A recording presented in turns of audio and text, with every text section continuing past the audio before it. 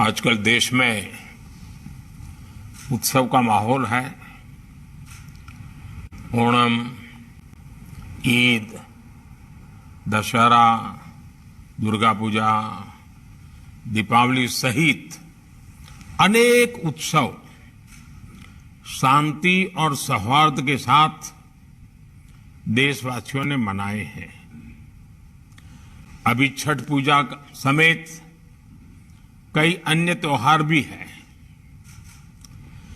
विभिन्न चुनौतियों के बीच इन त्योहारों में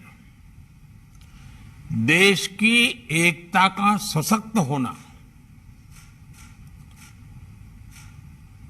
आपकी तैयारियों का भी प्रतिबिंब है। संविधान में भले कानून और व्यवस्था राज्यों का दायित्व है, लेकिन ये देश की एकता अखंडता के साथ भी उतने ही जुड़े हुए हैं। सूरजकुंड में हो रहा गृह मंत्रियों का ये चिंतन शिविर कोऑपरेटिव फेडरलिज्म का भी एक उत्तम उदाहरण है। हर एक राज्य एक दूसरे से सीखे, एक दूसरे से प्रेरणा ले, देश की बेहतरी के लिए मिलजुल करके काम करें। ये संविधान की भी भावना है और देशवासियों के प्रति हमारा दायित्व भी है। साथियों, आजादी का अमृत काल हमारे सामने है। आने वाले 25 साल देश में एक अमृत पीढ़ी के निर्माण के हैं। ये अमृत पीढ़ी पंच प्राणों के संकल्पों को धारण करके निर्मित होगी। विकसित भारत का निर्माण, गुलामी की हर सोच से मुक्ति, विरासत पर गर्व, एकता और एकजुटता और सबसे प्रमुख बात नागरिक कर्तव्य। इन पंच प्राणों का महत्व आप सभी भली भांति जानते हैं, समझते हैं। ये एक विराट संकल्प है जिसको सिर्फ और सिर्फ सबका प्रयास से ही सिद्ध किया जा सकता है। तरीके अपने अपने हो सकते हैं, रास्ते, प्रायोरिटी अलग अलग हो सकती हैं, लेकिन ये पंच प्राण देश के हर राज्य में हमारी गवर्नेंस की प्रेरणा होनी चाहिए। जब ये सुशासन के मूल में होंगे तो भारत के सामर्थ्य का विराट विस्तार होगा। जब देश का सामर्थ्य बढ़ेगा तो देश के हर नागरिक, हर परिवार का सामर्थ्य बढ़ेगा। यही तो सुशासन है जिसका लाभ देश के हर राज्य को समाज की आखिरी पंक्ति में खड़े व्यक्ति तक पहुंचाना है। इसमें आप सभी की बहुत बड़ी भूमिका है। साथियों, यहां आप में से अधिकतर या तो राज्य को नेतृत्व दे रहे हैं या फिर सीधे सीधे कानून व्यवस्था की जिम्मेदारी निभा रहे हैं। कानून व्यवस्था का सीधा संबंध राज्य के विकास से है। इसलिए राज्यों में विकास के लिए अनुकूल वातावरण बनाने में आप सभी के निर्णय और नीतियां और आपकी रीति ये बहुत अहम है। साथियों, कानून व्यवस्था के पूरे तंत्र का विश्वसनीय होना जनता के बीच उनका परसेप्शन क्या है, ये भी उतना ही महत्वपूर्ण है। आपने देखा है कि जब भी कोई नेचुरल कैलेमिटी होती है, प्राकृतिक आपदा होती है, तो इन दिनों एनडीआरएफ की, एसडीआरएफ की एक पहचान बनी हुई है। उनका यूनिफॉर्म, उस संकट के समय पहले पहुंच जाना, और इसके कारण देशवासियों के मन में इनके प्रति एक विश्वास बना है कि भाई ये आए हैं, चलिए संभल जाएगा, ये जो कह रहे हैं मानना चाहिए, इनकी बातें अगर स्वीकार करेंगे तो हमारा नुकसान कम होगा। और आप देखिए एनडीआरएफ में है कौन भाई, एसडीआरएफ में है कौन? आप ही के सब साथी हैं, सुरक्षा बलों के जवान ही हैं, लेकिन समाज में उनके प्रति बड़ी श्रद्धा बन गई है। आपदा के समय में जैसे ही एनडीआरएफ, एसडीआरएफ की टीम पहुंचती है, वैसे ही लोगों को संतोष होने लगता है कि अब एक्सपर्ट टीम पहुंच गई है, अब से अपना काम कर लेंगे। साथियों, अपराध वाली किसी भी जगह पर जैसे ही पुलिस पहुंचती है, लोगों में ये भाव आता है कि सरकार पहुंच गई। कोरोना काल में भी हमने देखा है कि किस तरह पुलिस की साख बेहतर हुई थी। पुलिस के लोग जरूरतमंदों की मदद कर रहे थे, जरूरी संसाधन जुटा रहे थे, अपने जिंदगी को दांव पे लगा रहे थे, यानी कर्तव्य परायणता में कोई कमी नहीं है। जरूरत अच्छा परसेप्शन बनाए रखने की भी है। इसके लिए पुलिस बल को प्रेरित करना, उसके लिए प्लान करना, हर छोटी मोटी चीजों पर लगातार मार्गदर्शन करते रहना, कुछ गलत होता है तो रोकना, ये हमारी एक जीवंत प्रक्रिया होनी चाहिए, ऊपर से नीचे तक हर पल होनी चाहिए। साथियों, हमें एक बात और समझनी होगी। अब कानून व्यवस्था किसी एक राज्य के दायरे में सिमटी रहने वाली व्यवस्था नहीं रह गई है। अब अपराध इंटरस्टेट और इंटरनेशनल हो रहे हैं, यानी टेक्नोलॉजी की मदद से एक राज्य में बैठे अपराधी दूसरे राज्य में भयंकर अपराध करने की ताकत रखते हैं। देश की सीमा से बाहर बैठे अपराधी भी टेक्नोलॉजी का जमकर गलत इस्तेमाल कर रहे हैं। इसलिए हर राज्य की एजेंसियों का आपस में तालमेल, केंद्र और राज्य की एजेंसियों का आपस में तालमेल, ये बहुत जरूरी है। और इसीलिए आपको मालूम होगा, मैंने डीजीपी कॉन्फ्रेंस में कहा था कि 2 एडजॉइनिंग स्टेट होते हैं, उसके जो एडजॉइनिंग डिस्ट्रिक्ट होते हैं, उन्होंने पीरियोडिकली बैठ करके दोनों राज्यों के उन दोनों जिलों की समस्याओं का संकलन करना चाहिए, साथ मिलकर काम करना चाहिए, उसी में से ताकत बनेगी। कई बार केंद्रीय एजेंसियों को कई राज्यों में एक साथ जांच करनी पड़ती है, दूसरे देशों में भी जाना पड़ता है।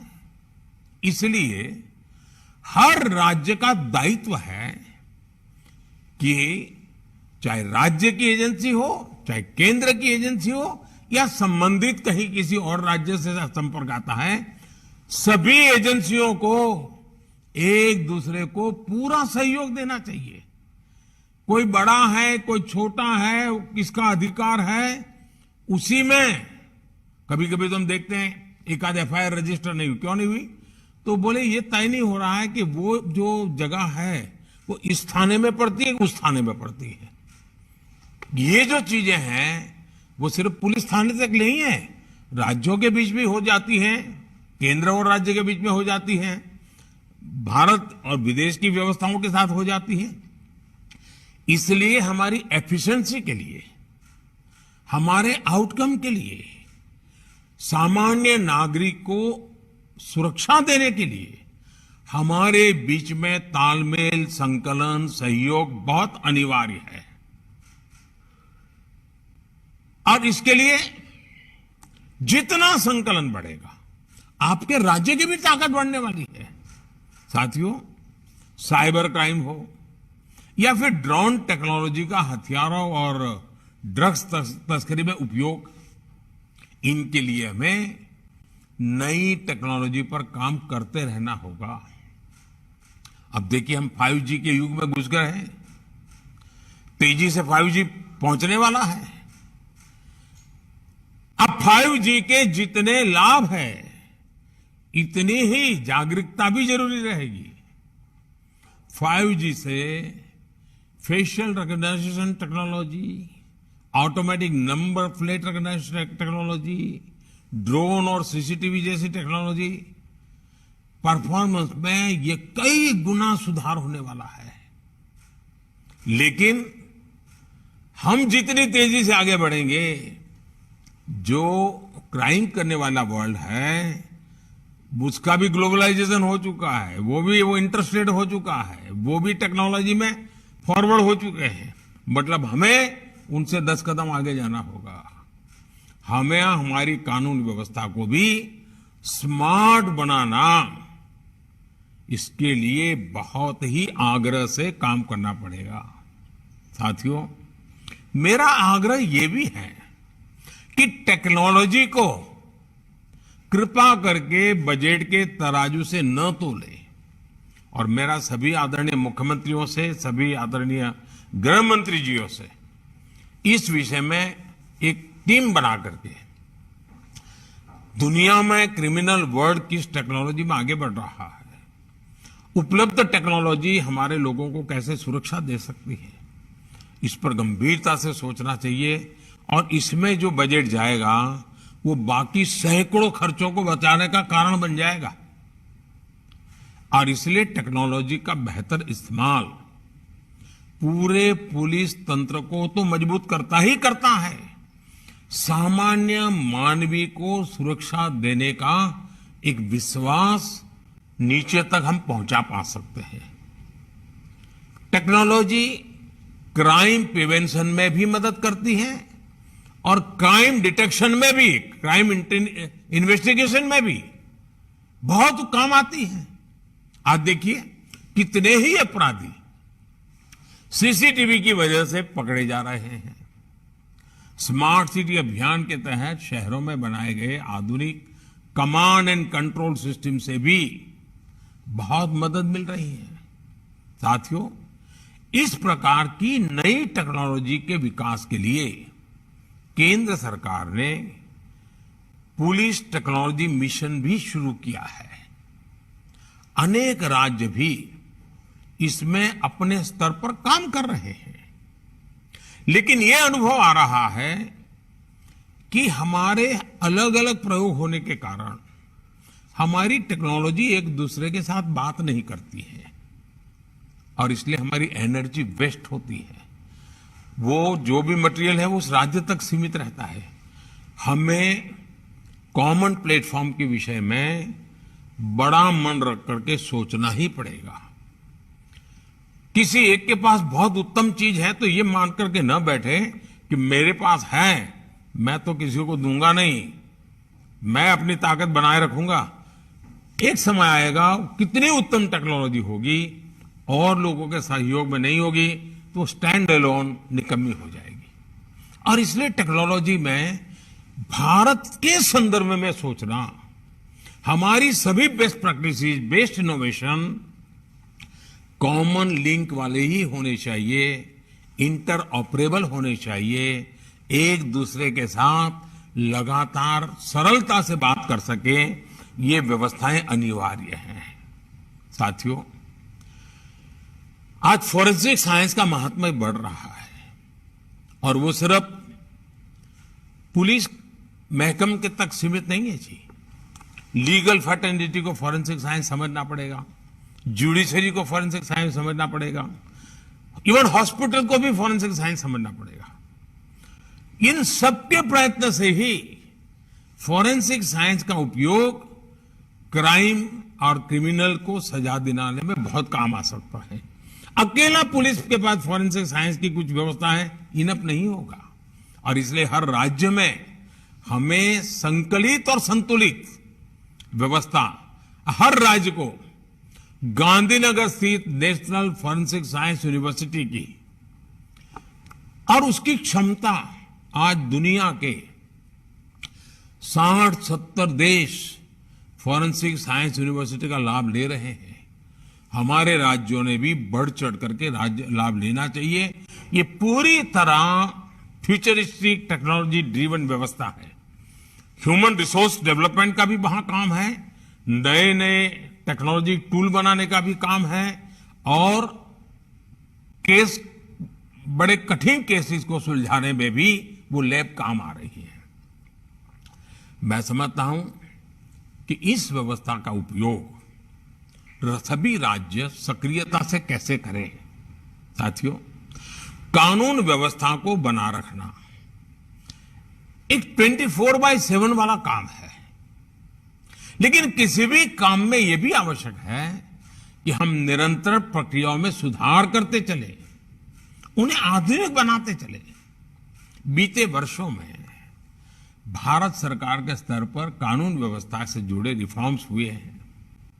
उन्होंने पूरे देश में शांति का वातावरण बनाने में मदद की है। आप भी जानते हैं कि भारत की विविधता, भारत की विशालता की वजह से हमारे लॉ एनफोर्समेंट सिस्टम पर कितना दबाव होता है। इसलिए बहुत जरूरी है कि हमारा ये सिस्टम सही दिशा में ऊर्जा लगाए, वरना हमने देखा है कि कितने ही अनावश्यक केसों में छोटी छोटी गलतियों की जांच में ही पुलिस डिपार्टमेंट की ऊर्जा चली जाती है। इसलिए हमने व्यापार कारोबार से जुड़े अनेकों प्रावधानों को अब डीक्रिमिनलाइज कर दिया है, उन्हें अपराध की श्रेणी से बाहर निकाल दिया है। 1,500 से ज्यादा पुराने कानूनों को समाप्त करके भविष्य का बहुत बड़ा बोझ कम किया गया है। मैं तो राज्यों से भी आग्रह करता हूं, आप भी अपने यहां कानूनों को इवेल्युएट कीजिए। आजादी के पहले के जितने कानून हैं उनको वर्तमान तारीखों के साथ बदलाव लाइए। हर कानून में क्रिमिनल एंगल और निर्दोष नागरिकों को परेशानी, वो वक्त से चला गया है जी। साथियों, सरकार को अब जैसे स्वामित्व योजना, ये स्वामित्व योजना के तहत देश के गांवों में ड्रोन टेक्नोलॉजी के माध्यम से प्रॉपर्टी कार्ड वितरित कर रहे हैं। वो भी जमीन से जुड़े विवादों को कम करेंगे, झगड़े खत्म होंगे गांव के। वरना गांव की समस्या ज्यादातर 1 फुट जमीन इसने ले ली, उसी में से बड़े बड़े झगड़े हो जाते हैं। साथियों, परोक्ष और अपरोक्ष रूप से किए गए ऐसे अनेक प्रयासों से लॉ एनफोर्समेंट एजेंसियों को भी अपनी प्राथमिकता तय करने में बहुत मदद मिली है। लेकिन हमने जब पूरे कैनवास पर चीजों को रख करके अपनी स्ट्रेटेजी में बदलाव नहीं करेंगे, 20, 30, 50 साल पुरानी पद्धतियों से चलेंगे, तो शायद इन चीजों का फायदा नहीं मिलेगा। बीते वर्षों में केंद्र सरकार द्वारा बनाए गए कानूनों ने भी कानून व्यवस्था को मजबूत किया है। आतंकवाद हो, हवाला नेटवर्क हो, भ्रष्टाचार हो, इस पर आज देश में अभूतपूर्व शक्ति दिखाई जा रही है। लोगों में विश्वास पनपने लगा है। यूएपीए जैसे कानूनों ने आतंकवाद के खिलाफ एक निर्णायक लड़ाई में व्यवस्थाओं को ताकत दी है। यानी एक तरफ हम देश के लॉ एनफोर्समेंट सिस्टम का, उसकी क्षमता बढ़ा रहे हैं, तो दूसरी तरफ उन पर अनावश्यक बोझ को भी हटा सके। साथियों, एक और विषय हमारे देश की पुलिस के लिए महत्वपूर्ण है।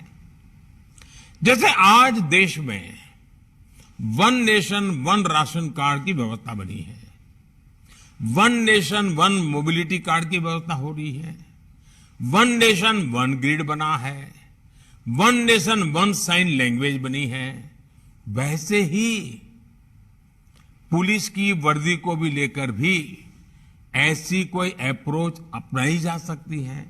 क्या हमारे राज्य मिल बैठ करके, इससे बहुत लाभ होंगे। एक तो क्वालिटी मटेरियल प्रोडक्ट होगा, क्योंकि मास स्केल पर होगा। कैप होगी तो करोड़ों में कैप की जरूरत पड़ेगी, बेल्ट चाहिए तो करोड़ों में चाहिएगा। और देश का कोई भी नागरिक कहीं पर भी जाएगा, देखते ही उसको पता चले हाँ ये पुलिस वाला है। अब जैसे पोस्ट ऑफिस का डिब्बा, हिंदुस्तान में कोई पढ़ा लिखा अनपढ़ आदमी को मालूम है ये पोस्ट का डिब्बा है, यहां ना कागज डाला वह पहुंचता है। एक पहचान होती है। हमारे लिए भी आवश्यक है कि हमारे देश के पुलिस बेड़े में सब सोचें, साथ मिलकर के सोचें, कोई किसी पर थोपने की जरूरत नहीं है। एक इवॉल्व करें, आप देखिए बहुत बड़ा लाभ होगा और एक दूसरे की ताकत में इजाफा होगा। One nation one police uniform, हाँ उस राज्य का एक टैग हो सकता है, उस राज्य का एक नंबर हो सकता है, लेकिन पहचान कॉमन बने, इस पर सोचा। मैं एक विचार के रूप में रख रहा हूं, न मैं कहीं आपसे आग्रह भी करता हूं, मैं सिर्फ एक विचार रखता हूं और इस विचार पे चर्चा कीजिए। कभी ठीक लगे, 5 साल 50 साल 100 साल के बाद भी उपयोगी लगेगा तो जरूर देखिए। उसी प्रकार से अलग अलग प्रकार की पुलिस के नए नए विभाग शुरू हुए हैं, एक्सपर्टाइज आई है। अब हम देखिए, दुनिया में टूरिज्म का बहुत बड़ा मार्केट है। भारत में टूरिज्म की संभावना है बहुत बढ़ रही है। विश्व से बहुत बड़ी मात्रा में टूरिस्टों का भारत में आने का प्रवाह बढ़ना ही बढ़ना है। आज दुनिया में कई देश जो टूरिज्म के क्षेत्र में बहुत आगे हैं, वहां टूरिज्म के लिए काम करने वाली पुलिस बनाई जाती है, उनकी ट्रेनिंग अलग होती है, उनको लैंग्वेजेस भी सिखाई जाती है, उनके बिहेवियर पूरी तरह चेंज होता है। और यात्रियों को भी, विदेश के टूरिस्टों को भी पता होता कि भाई ये मदद करने के लिए पुलिस की व्यवस्था है। और वो पुलिस होने के कारण वो पुलिस एनफोर्समेंट जो इंस्टीट्यूट्स हैं उससे भी बड़े आसानी से संकलन कर पाता है। कभी न कभी हमें हमारे देश में इस विधा की एक्सपर्टाइज को डेवलप करना ही पड़ेगा, ताकि भारत में ये जो और टूरिज्म विश्व भर से आने वाला आदमी, एक पूंजी निवेश के लिए आने वाला और टूरिस्ट में आने वाले में बहुत फर्क है। टूरिस्ट तुरंत आपका एम्बेसडर बन जाता है, अच्छी चीज भी वही दुनिया में ले जाएगा, बुरी चीज भी वही दुनिया में ले जाएगा। पूंजी निवेश जो करता है उसको इस काम में कई समय लग जाता है अगर गलत हो गया तो, लेकिन टूरिस्ट तो 2 दिन में ही खबर पहुंचा देता है, यार भाई यहां तो ये हाल है। और इसलिए आज भारत में भी मिडिल क्लास का बल कितना बढ़ रहा है, टूरिज्म को लेकर के बहुत बदलाव आ रहा है। अब टूरिज्म और ट्रैफिक नई समस्या आ रही है। अब हम एडवांस में नहीं सोचेंगे, ऑल्टरनेट नहीं सोचेंगे, तो वही टूरिज्म के हमारे सेंटर तो कोई बदलने वाले नहीं है। हम कहें कि नहीं अब शिमला नहीं वहां जाइए, तो ये तो होने शिमला, जिसको जाना है शिमला ही जाएगा, नैनीताल जाना है वो नैनीताल ही जाएगा, श्रीनगर जाना है वो श्रीनगर जाएगा, गुलबर्ग जाना है वो गुलबर्ग जाएगा। हमें व्यवस्थाओं को विकसित करना होगा। साथियों, हमने देखा है कोरोना के समय में जब पुलिस के लोग अपने क्षेत्र के लोगों को फोन करके पूछते थे, और खास करके मैंने देखा है कुछ शहरों में सीनियर सिटीजन के लिए पुलिस में जो बड़ी आयु के लोग हैं, जिनसे अब ज्यादा मजदूरी करवाना, उनके साथ भी अत्याचार है, उन्होंने स्वेच्छा से ऐसे काम लिए हैं। और वे सीनियर सिटीजन्स को लगातार पूछते हैं ठीक होना, कहीं बाहर तो जाने वाले नहीं होना, घर बंद करके जाने वाले नहीं होना। इसके कारण नागरिकों का जो कॉन्फिडेंस बढ़ता है वो एक प्रकार से आपकी ताकत बन जाता है। इस चीज को हम जितना ज्यादा उपयोग कर सकते हैं, प्रोफेशनल वे में कर सकते हैं, और पूरी तरह जीवंतता हो, संवेदनशीलता हो। आप देखिए समाज जीवन में ये फोन आपका सप्ताह में अगर किसी सीनियर सिटीजन को जाता है, वो महीने भर दुनिया को कहता रहता है कि भाई पुलिस थाने से हर बिल्कुल फोन आ जाता है, हर बुधवार को पूछ लेते हैं मेरी कोई दिक्कत है नहीं। इन चीजों की बहुत बड़ी ताकत होती है। जो परसेप्शन की लड़ाई है ना, ये आपके सारे परसेप्शन बनाने वाले लोग हैं। हमें एक और काम की तरफ बहुत सजग होने की जरूरत है जी। टेक्नोलॉजिकल इंटेलिजेंस, इसका अपनी एक ताकत है, उसका उपयोग है, लेकिन हम ह्यूमन इंटेलिजेंस को नकार नहीं कर सकते हैं।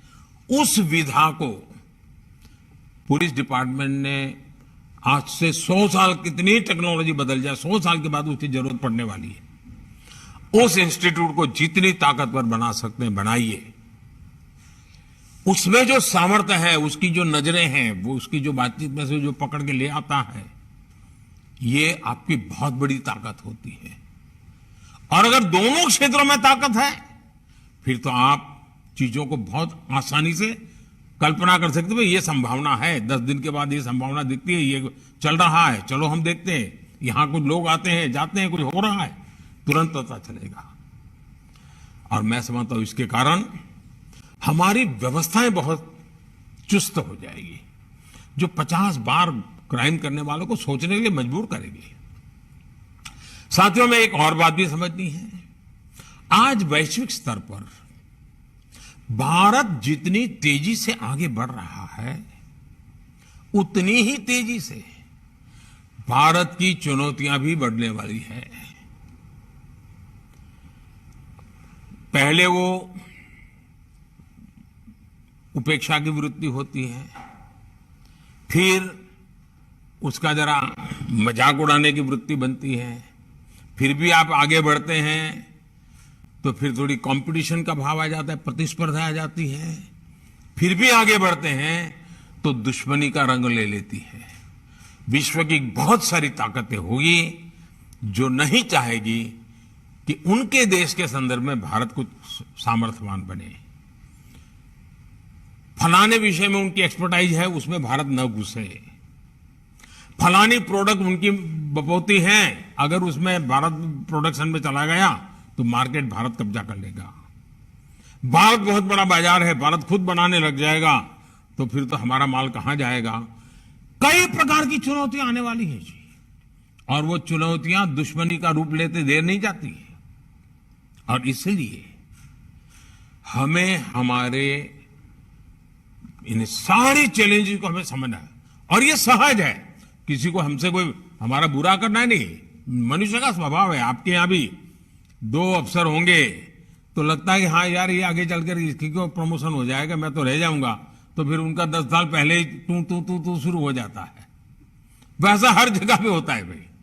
और इसलिए मैं कहता हूं कि हम थोड़ा दूर का सोच करके हमारे सामर्थ्य को, प्रोटेक्टेड एनवायरनमेंट, प्रॉपर मैसेजिंग, इसके लिए आवश्यक बारीकियों को, तो पहले की लॉ एंड ऑर्डर और आज की चुनौतियों में बहुत बड़ा फर्क आने वाला है।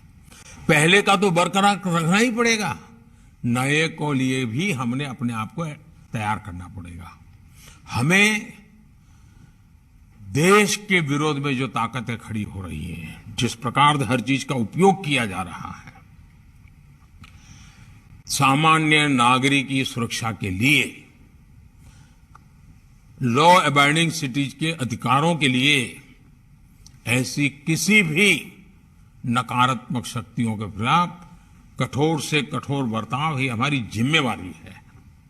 कोई उदारता नहीं चल सकती है जी, क्योंकि आखिरकार जो लॉ अबाइडिंग सिटीजन है, जो कानून को मानने वाला व्यक्ति है, वो कहां जाएगा भाई।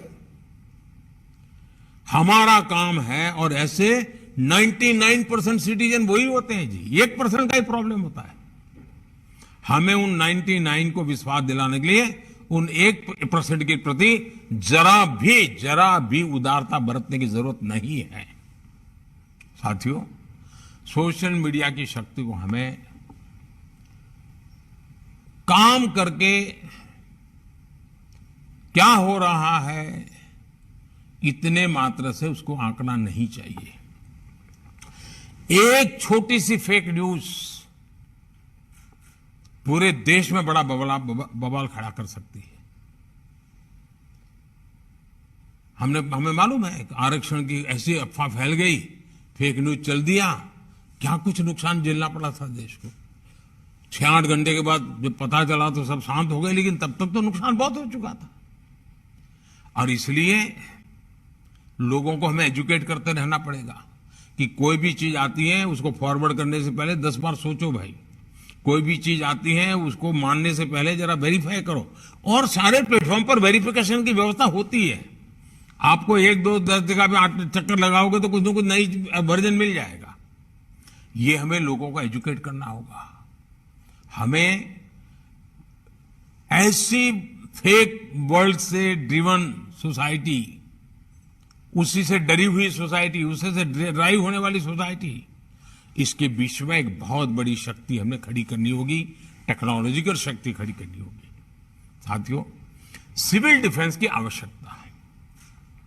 और जैसे अभी अमित भाई बता रहे थे, भाई कुछ चीजें हैं जिस पर हमारा ध्यान अभी हट रहा है। अमित भाई ने सही चीजों को पकड़ा है।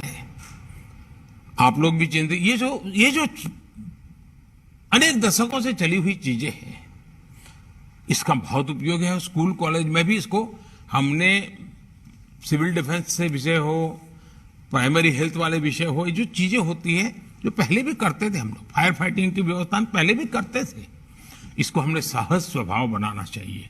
और मैंने तो कहा है, हर नगर पालिका महानगर पालिका में सप्ताह में एक दिन किसी स्कूल में जाकर के फायर फाइटिंग के क्षेत्र के लोग और पुलिस ने जाकर के ड्रिल करनी चाहिए। तो स्कूल के बच्चे देखेंगे तो उनका भी एजुकेशन हो जाएगा, जो सिस्टम है वो भी उनकी ड्रिल और प्रैक्टिस होती जाएगी। अगले हफ्ते दूसरी स्कूल, फिर एक स्कूल का 10 साल में एक बार बारी आएगी बड़े शहर में तो। लेकिन हर पीढ़ी को पता चलेगा भाई सिविल डिफेंस के संबंध में, फायर फाइटिंग के संबंध में ये सारी ड्रिल नागरिकों को करनी होती है। आपको भी एक बहुत बड़ी ताकत मिलेगी जी, ये सहज रूप से करने वाला काम है। साथियों, बीते वर्षों में आतंक के ग्राउंड नेटवर्क को ध्वस्त करने की में सभी सरकारों ने बहुत जिम्मेवारी के साथ उसकी गंभीरता को समझ करके कुछ न कुछ करने का प्रयास किया है। कहीं पर शायद सफलता पहले मिली हो, कहीं देर से मिली हो, लेकिन हर एक को इसकी गंभीरता में आज समझाना पड़े ऐसा नहीं है। अब हमें ताकत को जोड़ करके इसको हैंडल करना है जी। इसी प्रकार नक्सलवाद के हर फॉर्म को हमने पराजित करना पड़ेगा जी। बंदूक वाला भी है और कलम वाला भी नक्सलवाद है। हमें इन सब का काट निकालना पड़ेगा जी। हमारी युवा पीढ़ी को भ्रमित करने के लिए ऐसी बचकाना बातें कर करके चल पड़ते हैं लोग, और इतना नुकसान देश को हो रहा है और आने वाले दिनों में कोई संभाल नहीं पाएगा जी। और इसलिए हमने जैसे नक्सल प्रभावित जिलों पर फोकस किया है, उसी प्रकार से उन्होंने अब अपना इंटेलेक्चुअल दायरा उन जगह पे पहुंचाने का प्रयास किया है जो आने वाली पीढ़ियों में विकृत मानसिकता पैदा कर सकते हैं, एक दूसरे के प्रति द्वेष पैदा कर सकते हैं, इमोशनल चीजों को आउट ऑफ प्रोपोर्शन उछाल करके समाज के अनेक टुकड़ों में खाई पैदा कर सकते हैं, बिखराव पैदा कर सकते हैं। देश की एकता और अखंडता, सरदार वल्लभ भाई पटेल हमारी प्रेरणा हो, हमें ऐसी किसी चीजों को देश में चलने नहीं देना है। लेकिन बुद्धिपूर्वक करना पड़ेगा, समझदारी से करना पड़ेगा। हमारे फोर्सेज में भी ऐसी एक्सपर्टाइज तैयार करनी पड़ेगी। किसी राज्य में कोई घटना घटी है तो हमारे टॉप एक्सपर्ट को वहां स्टडी के लिए भेजना चाहिए। जरा जाओ 3 दिन वहां रह के आओ, वहां पर हुआ है तो उन्होंने कैसे हैंडल किया था, मामला कैसे पनपा था, उससे हम सीखते हैं। सीखने के लिए हमने लगातार कोशिश करनी चाहिए। और जो इस प्रकार की दुनिया वाले लोग हैं, वो उनको अंतर्राष्ट्रीय स्तर पर से भी बहुत मदद मिल जाती है और वो इसमें चतुर होते हैं। और उनका चेहरा मोहरा इतना बड़ा सात्विक दिखता है, इतना बड़ा संविधान और कानून की भाषा में बोलते हैं, प्रवृत्ति कुछ और करते हैं। इन सारी चीजों को, दूध का दूध और पानी का पानी, ये समझने की ताकत हमारे सिक्योरिटी सामर्थ्य में होनी चाहिए जी। हमें स्थायी शांति के लिए तेजी से आगे बढ़ना बहुत जरूरी है। साथियों, जम्मू कश्मीर हो या नॉर्थ ईस्ट हो, आज हम विश्वास गेन कर रहे हैं। डिस्ट्रक्टिव ताकतों को भी मुख्य धारा में आने का मन करने लगा है। और जब हम विकास उनको नजर आता है, इंफ्रास्ट्रक्चर दिखता है, उनकी अपेक्षाएं पूरी हो रही है, तो वे भी अब शस्त्रों को छोड़ करके साथ चलने के लिए तैयार हो रहे हैं। उसी प्रकार से बॉर्डर और कोस्टल एरिया में हमें विकास की ओर देखना होगा। बजट में भी वाइब्रेंट विलेज की बात कही गई है, आपने इस पर सोचना चाहिए। आपके टॉप अफसर, उनको बॉर्डर विलेज में नाइट स्टे करके आना चाहिए। आग्रह कीजिए। मैं तो मंत्रियों से भी कहूंगा कि कम से कम एक साल में 5 या 7 बॉर्डर विलेज में जाकर के 2-3 घंटे बिता के आइए। चाहे वो किसी स्टेट का बॉर्डर विलेज हो या इंटरनेशनल बॉर्डर विलेज हो, आपको बहुत कुछ बारीकियों का पता चलेगा। साथियों, हथियार, ड्रग, ये सारी जो तस्करी चल रही है, ड्रोन, उसमें एक नया संकट घुसा हुआ है। हमें हमारे बॉर्डर और कोस्टल, उनकी ये संकलन बहुत जरूरी है। हम कहेंगे भाई नहीं ये करेगी कोस्ट गार्ड, ये करेगा, इतने से बात बनेगी नहीं। हमें संकलन बहुत फ्रीक्वेंसी बढ़ानी पड़ेगी। मुझे विश्वास है कि अगर हम मिलकर एक राष्ट्रीय परिप्रेक्ष्य के साथ आगे बढ़ेंगे तो हम हर चुनौती हमारे सामने बोनी सिद्ध हो जाएगी और चीजों को हैंडल करने की हमारी ताकत भी बढ़ जाएगी। मुझे विश्वास है कि शिविर में जो चर्चा होगी उसमें से कोई न कोई एक्शनेबल पॉइंट निकलेंगे, एक कलेक्टिव रोडमैप बनेगा। हर राज्य साथ मिलकर के काम करना पड़ेगा। ये तेरा क्षेत्र है, ये मेरा क्षेत्र है, तेरा अधिकार है, मेरा अधिकार है। अगर हम उसमें उलझे रहेंगे तो उसका सबसे ज्यादा फायदा समाज विरोधी ताकतें, कानून को जो मानते नहीं हैं, वो इस अव्यवस्था का भरपूर फायदा उठा सकते हैं। इसलिए हमारे बीच समझदारी, संकलन, विश्वास और बड़ा प्रोफेशनल होना चाहिए जी। और ये जिम्मेवारी हमारे कैडर्स की है, बहुत बड़ी जिम्मेवारी है। अगर मुझे विश्वास है हम साथ मिलकर के करेंगे तो हम जो चाहते हैं वैसा परिणाम प्राप्त कर सकेंगे। और देश के लिए जो अवसर आया है, उस अवसर को पहली नजर में ताकत यूनिफॉर्म फोर्सेस से आती है। विश्वास का एक कारण यूनिफॉर्म फोर्सेस बन जाता है। हम उसको जितना ज्यादा ताकतवर बनाएंगे, जितना ज्यादा ब्रॉड विजन के साथ काम करने वाला बनाएंगे, जितना ज्यादा नागरिकों के प्रति संवेदनशील बनाएंगे, बहुत लाभ होगा। कुछ सुझाव मैंने डीजीपी कॉन्फ्रेंसिस में कही है। मैं सभी मुख्यमंत्री और गृह मंत्री से आग्रह करूंगा कि डीजीपी कॉन्फ्रेंस एक बहुत ही अच्छी इंस्टीट्यूशन के रूप में विकसित हुई है। खुल करके चर्चा होती है और उसमें पॉलिटिकल एलिमेंट जीरो होता है। उसमें से जो बातें निकलती है, मैं सभी गृह विभाग के मेरे सचिव वो जो रहते हैं वो आईएएस कैडर के होते हैं और हमारे जो पॉलिटिकल फील्ड के लोग जो चुन करके आकर के सरकार चलाते हैं। डीजीपी कॉन्फ्रेंस में जो बातें हुई उनसे पूरा ब्रीफिंग लेना चाहिए। उसमें एक्शनेबल पॉइंट को हमें अपने राज्य में तुरंत लागू करना चाहिए, तब जाकर के फायदा होगा। हमें डीजीपी कॉन्फ्रेंस से तो एक मीटिंग हो गई थी, हमारे साहब होकर के आ गए हैं, ये नहीं है जी। ये एक देश की सिक्योरिटी को लेकर के काम करने। अब जैसे एक सुझाव आया था कि भाई हमारे पुलिस के लिए रहने के घर, अब मैंने एक सुझाव दिया था कि खास करके बड़े शहरों में जो पुलिस थाने हैं या पुलिस स्टेशन है, आप जरा सोचिए कि उसमें से कुछ मल्टी स्टोरीड बन सकता है क्या? नीचे थाना चला रहेगा, लेकिन अगर ऊपर 20 मंजिला मकान बना दिया और क्वार्टर बना दिए रहने के लिए, तो उस इलाके के जितने पुलिस वाले हैं उनके लिए घर वहीं मिल जाएगा। ट्रांसफर हो जाएगी तो वो खाली करके चला जाएगा, तो जो आएगा उसको वही मकान मिल जाएगा। तो पुलिस को आज शहर के बाहर 25 किलोमीटर दूर घर मिलता है, उसको आने जाने में 2-2 घंटे लगते हैं। हम जमीन का भी ज्यादा उस राज्य से बात कर सकते हैं, उस कॉरपोरेशन से बात कर सकते हैं, जरा उसको हाई राइज के लिए भी फायदा हो, और ऊपर भी हम सिक्योरिटी के लिए व्यवस्थाएं ऑर्गेनाइज कर सकते हैं, हम चीजों को देखने के लिए व्यवस्थाएं ऑर्गेनाइज कर सकते हैं। यानी स्टैंड एलोन एक छोटा पुलिस थाना है, उसके बजाय आधुनिक पुलिस थाना भी बन जाएगा, और उसी के ऊपर 20-25 मंजिला मकान बनकर के रहने के लिए घरों की व्यवस्था हो जाएगी।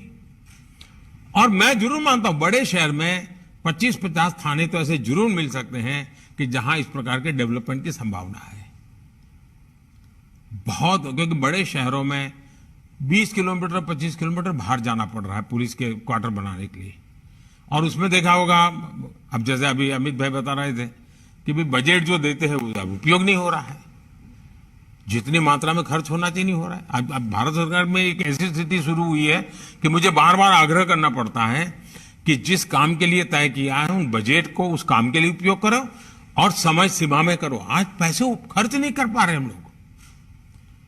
हमारे देश में इस स्थिति में नहीं चाहिए, हमें अपनी ताकत बढ़ानी होगी जी, हमारा सामर्थ्य बढ़ाना होगा, निर्णय शक्ति को बढ़ाना पड़ेगा, तब जाकर के इन धन का सही उपयोग समय सीमा में कर पाएंगे। और जब समय सीमा में धन का उपयोग होता है तो वेस्टेज तो बचता ही बचता है, हमें लाभ बहुत होता है।